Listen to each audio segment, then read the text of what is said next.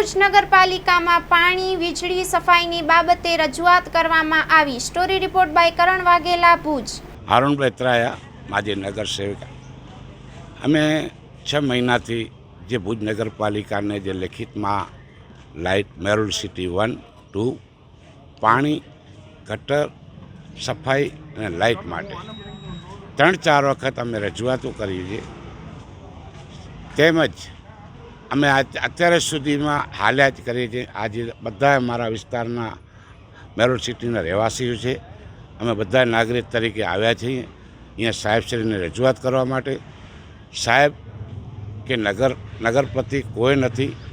અમે વાડિયા ઘડી આ રજૂઆત પાણી અમારી જે અત્યારે પોઝિશન છે ત્યારે જે વખતે ચીફ ઓફિસર અને ઘનશ્યામભાઈને અમે રજૂઆત કરેલી કે ભાઈ અમે પૈસા ભરાવી દઈએ મેરુલ સિટીના, ભરવા પાછળ અમને સુવિધા શું મળશે? તો તમામ જે નાગરિકો જે બધા પૈસા ભરી આપ્યા।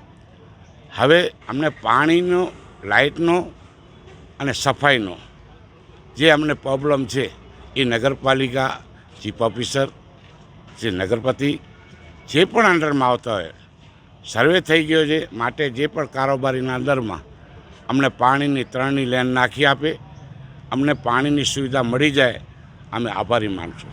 હા, મારું નામ ખાતરી અનવર હુસેન છે અને મેરુલ સિટીના અમે રહેવાસીઓ છીએ।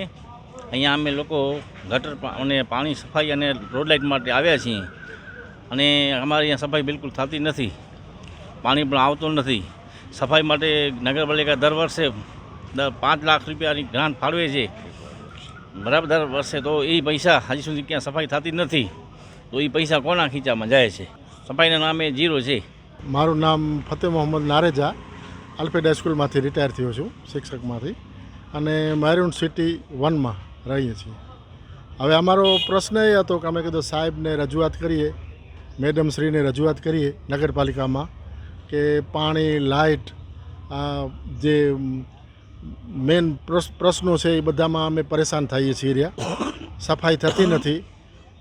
છકડાવાળાઓ કે જે આવે એ કદાચ એક ચક્કર એક ગલીમાં મારીને સીધો રિટર્ન, બધે કચરો બચરો પડેલો છે, કોઈ સફાઈ કામદાર આજ સુધી દેખાતા નથી। તો અમારી રજૂઆત એ છે કે મેં પોતે 4.5 વર્ષનો ટોટલ વેરો ભરી નાખ્યો છે। તો અમે વેરો ભરીએ છીએ તો એમની ફરજ છે કે અમને એ કામગીરી પૂર્ણ કરી સુવિધાઓ આપે। એ રજૂઆત કરવા આવ્યા, પણ હવે રજૂઆત કોની પાસે કરવી? જે જવાબદાર અધિકારી છે એમાંથી એકે નથી। એટલે હવે આ રજૂઆત કરવા માટે અહીં ઉપસ્થિત થયા છીએ, રાહ જોઈ રહ્યા છીએ। જો વ્યવસ્થિત અમને જવાબ મળશે તો ઠીક છે, નહીંતર પછી અમારી રીતે આગળ શું કરવાનો એ બધા સાથે મળી, લગભગ અમે 500 ઘર છીએ, વિચારીને એ પ્રમાણે અહીં ટિફિન લઈને પહોંચી આવશું। બીજું શું થાય? બીજો રસ્તો નથી।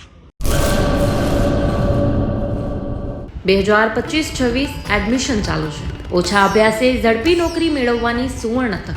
સતત 8 વર્ષથી નંબર 1 રહેલી સંસ્થામાં અભ્યાસ કરી અનેક વિદ્યાર્થીઓ સરકારી નોકરી મેળવી ચૂક્યા છે। ફાયર સેફટી કોર્સની થિયરી અને પ્રેક્ટિકલ તાલીમ સચોટ રીતે આપતી એકેડમી એટલે Gujarat industrial fire and safety academy. પ્રવેશ લાયકાત ધોરણ 10 થી 12 પાસ। આપ સૌ વાલીઓ અને વિદ્યાર્થીઓના સહકારથી સતત નંબર 1 રહેલી સંસ્થા 8 વર્ષ પૂર્ણ કરી 9મા વર્ષમાં મંગલ પ્રવેશ કરે છે। ભવિષ્યના ઘડતર અને સારી નોકરી મેળવવા આજે જ સંપર્ક કરો Gujarat industrial fire and safety academy, બીજા માળે રાષ્ટ્રભાષા ભવન, બસ પોર્ટની સામે, ભુજ, કચ્છ।